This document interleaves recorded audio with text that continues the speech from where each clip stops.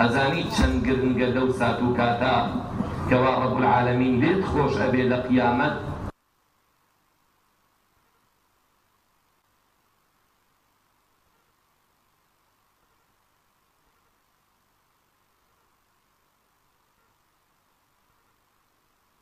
بسم الله الرحمن الرحيم. الحمد لله الذي هدانا إلى الإيمان والإسلام، والصلاة والسلام على سيدنا محمد وآله وأصحابه الكرام. سپاس بۆ خوای پەروەردگار کە ئێمەی هیدایەتدا چوونە سەر ئەم شەریعەتە کە شەریعەتێکی گەورەی بێوێنەیە لەسەر زەویە بۆ ئاشتی و بۆ مەصالحی عیباد خوای تەعالە دایناوە. ئیسلاحی بینیش ئاەتێک هەیە لە قورئانە نایەوێ بیکەی بە کوردی، فەرمی وەالصلح خەیر. سڵحیش وەختی ئەکرێ، ئیسلاح وەختی ئەکرێ تۆزێ خەلەل پیا بوو بێ لە پێشۆ. لەبەر ئەوە زیاو نەکاو مسلمانان ئەبێ هەمیشە هەر بە مەحەبەت و خۆشەویستی و لەگەڵ یەکترا بن. لەبەر ئەوە هەر کاتێک شتێک جوان ڕوویدا مسلمانان بە ئەرکی خۆیانی ئەزانن کە نێڵن ئەم برایەتێ تێک بچێ، هۆڵن دایمە مەحەبەت و خۆشەویستی لە بینمانە بێ. ئێمەش داواکارین لە هەموو مسلمانێک لە هەموو کاتێکی ئاوا لە تەنگانەوە خۆی بگرێ و چاوەڕوانی ئەو پاداشە گەورە بێ کە خوای گەورە دایناوە بۆ ئەو کەسانە کە سڵحەکەن و عەفو و لێبوردن بەکارەهێنن. و وەسەلام عەلەیکم. خوای گەورە وەکو عەلی ئەوەی کە عەلیم و خەبیرە ڕێگە چارەی شەرعی داناوە بۆ ئەوەی چارەسەری ئەم حاڵەتە بکرێت، بۆ ئەوەی زۆر تەشەنە نەکات و لەناو کۆمەڵگا نەبێتە خوا نەخواست دیار دێت. بۆیە خوای گەورە چۆن تەئکید لەسەر مەسائیلی عقیدی و عیبادی و ئەوانە ئەکا بە ئاەتی قورئان و بە فەرمودەی پێغەمبەر صلی الله علیه وسلم، بە هەمان شێوە بە ئاەتی قورئان و بە فەرمودەی پێغەمبەر صلی الله علیه وسلم مسلمانان هەڵ ئەنێ لەسەر ئەوەی کەوا گرنگی بن بە مەسئلەی سڵح و ئاشتەوایی، چونکە حاڵەتێکە یعنی لابد منه هەر ئەبێ بکرێت، ئەگەرنا کۆمەڵگا تووشی لێکداترازان و تووشی ئاڵۆزی و تووشی پێکدادان و تووشی بغز و قین و ڕق و ئەوانە ئەبێت و ئەم حاڵەتێش ئەبێتە مایەی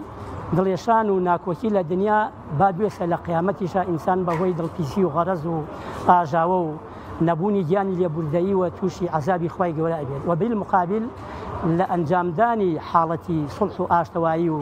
دڵپاکی بەرامبەر بە مقابل بە تایبەتی ئەهلی ئیمان و ئیسلام ئەجر و پاداشی خوای هەیە و بەهشتی لە دوایە. وەڵڵی دیارە مامۆسایانی ئاینی تەنها ئیشیان نوێژە و پێشنوێژیەکە نییە، چونکە ئەگەر تەنها ئەوە بێت خەڵکەکەی تریش نوێژە زانێ و نوێژە توانێ بکە. بەڵام مامۆسایانی ئاینی دەوری هۆشیاریان هەیە، دەوری تعلیمیان هەیە، دەوری سڵح و مساڵەحەیان هەیە، دەوری ئەوان هەیە ناکۆکی سە بۆ نمونە ئێمە لە نەوەیەکەوە لیژنەی فتوامان هەیە لە هەڵەبجا بەخوا ئەتوان بڵم سێ بەرامبەری مەحکەمەکان ئیشەکەن، ئەو لە خەڵکەکەش هەموویان شایدن. هەموویشی دەورەکەمان چییە؟ بۆەوەی کەوا کێشانەکەیەتە پێشەوە زۆر جا پێچێت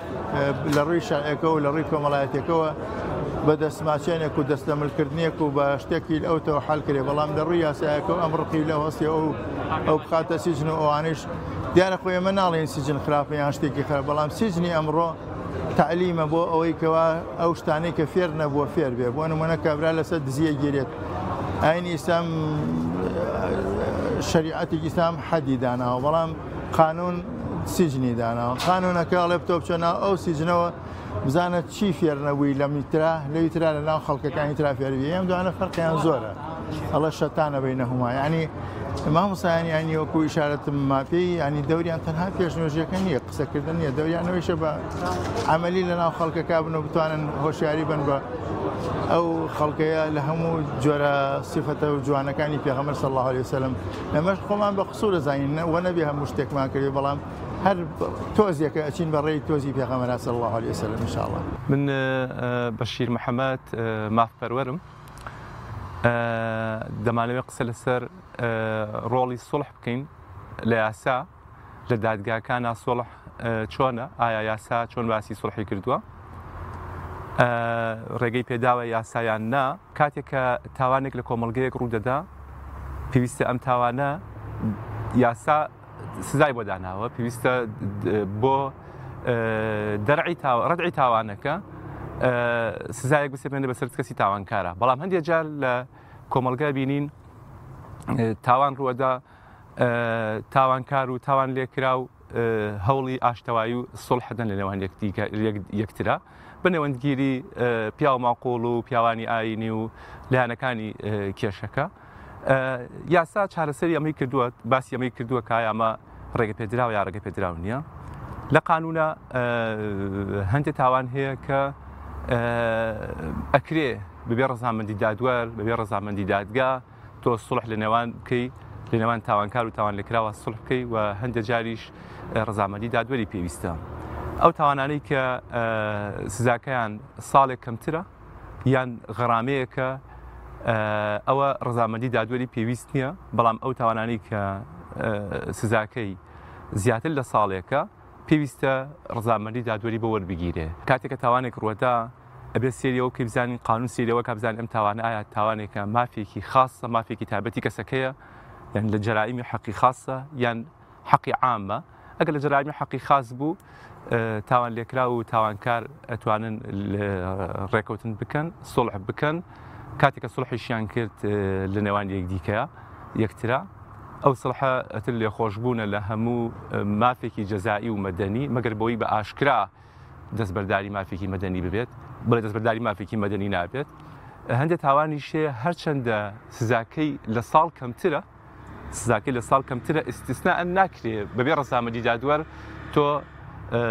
سڵحی تیا بکەیت هەرچەندە سڵحت کردو بەڵام ڕەزامەندی دادوەری پێویستە و تاوانانە تاوانی هەڕەشەکردن ناکرێتەوە کەسێک لە کۆمەڵگە هەڕەشە لە کەسێک بکە دووبارە بێتەوە قزیەکە بێتە مەحکەمە و لە مەحکەمە بە سڵح کۆتایی پێبێ ئەمە دووبارە بێتەوە تاوانی هەڕەشەکردن تاوانی بریندارکردن لێدان تاوانی بەهەدەردانی ماڵی خەڵکی ئەمانە هەرچەندە سزاکەی لە ساڵ کەمتر بێ پێویستە ڕەزامەندی دادوەری بۆ وەربگیرێ ئەگەر چی سڵح بکرێت لە نێوان تاوانکار و تاوان لێکراوە یان لە نێوان ئەو کەسی کە جێگرەوەی تاوان لێکراوە سڵحێکی بەرامبەر بکرێ لەو تاوانانی کە مافی گشتین ئەگەر سڵحیش کرا هەر سزا ئەمێنێ بەڵام سزاکەی سووکە کرێ بە پێی قانون سزاکەی سووکە کرێ یان تۆ کەسێکە کوژێ سێرەکەی ئەگەر چی سڵحیش کرا بەڵام هەر حەق عامەکەی ئەمێنەوە بە پێی حەق عامەکە و بەپێی تەقدیری قازی و ظروفی جەریمە و تەقدیری قازی سزایەکە لەسەر پێێنێ بەسەر ئەم کەسا دەسیلا هاتووە دەربەدەنیان کردن گەڵایداریان ئەخوارد طبعا خاوەنی لێبوردنەی ئەوەی ئێمە چاوەڕێیەکەین طبعا خاوەنی شخصیەت